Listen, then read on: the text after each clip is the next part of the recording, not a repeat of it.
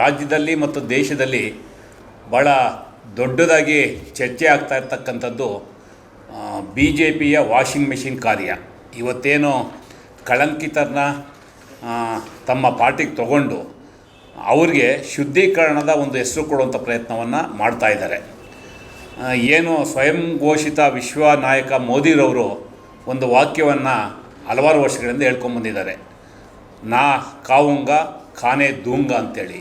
ಈಗ ನಾವು ಅದಕ್ಕೆ ಒಂದು ಹೊಸ ವ್ಯಾಖ್ಯಾನವನ್ನು ಮೋದಿರವರ ಕಾರ್ಯಶೈಲಿಗೆ ಅನುಗುಣವಾಗಿ ಒಂದು ಹೊಸ ವ್ಯಾಖ್ಯಾನವನ್ನು ಕೊಡೋದಕ್ಕೆ ಇಷ್ಟಪಡ್ತೇವೆ. ತಿನ್ನೋಕ್ಕೆ ಬಿಡಲ್ಲ, ನುಂಗೋರನ್ನ ಮುಟ್ಟೋದಿಲ್ಲ ಅಂಥೇಳಿ. ಏನಕ್ಕೆ ಈ ಮಾತನ್ನು ಹೇಳ್ತೀನಿ ಅಂದರೆ, 2014ರಿಂದ ಇಲ್ಲಿಯವರೆಗೆ ಕೇಂದ್ರದ BJP ಸರ್ಕಾರ ED ಇರ್ಬೋದು, CBI ಇರ್ಬೋದು, IT ಇರ್ಬೋದು, ಕೇಂದ್ರದ ತನಿಖಾ ಸಂಸ್ಥೆಗಳನ್ನ ಯಾವ ರೀತಿ ದುರ್ಬಳಕೆ ಮಾಡ್ಕೊಂಡಿದ್ದಾರೆ ಅನ್ನೋದು ನಾವೆಲ್ಲ ನೋಡ್ತಾ ಇದ್ದೀವಿ. ಇವತ್ತು EDರವರು ದಾಖಲು ಮಾಡಿರ್ತಕ್ಕಂಥ ಪ್ರಕರಣಗಳಲ್ಲಿ 95% ಪ್ರಕರಣಗಳು ವಿರೋಧ ಪಕ್ಷದ ನಾಯಕರು ಟಾರ್ಗೆಟ್ ಆಗಿರ್ತಕ್ಕಂಥದ್ದು.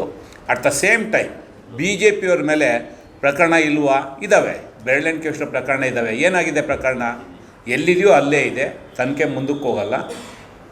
ಅದು ಯಾವ ರೀತಿ ಅವರು ಶೆಲ್ಟರ್ ಕೊಡ್ತಾ ಇದ್ದಾರೆ ಅಂತೇಳಿ BJPಯವರು ಉತ್ತರವನ್ನು ಕೊಡಬೇಕಾಗತ್ತೆ.